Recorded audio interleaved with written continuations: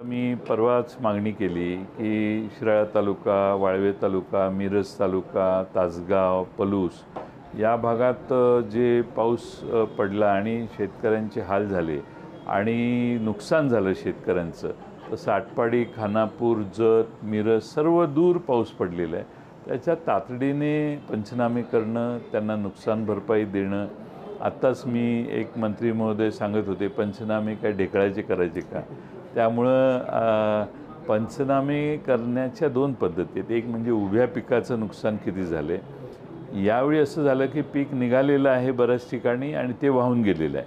त्यामुळे शेवटी नुकसान अवकाळी पावसाने जो फटका बसला तो त्या बिचाऱ्या लहान शेतकऱ्याला बसलेलाच आहे. त्यामुळे त्याचाही पंचनामा केला पाहिजे.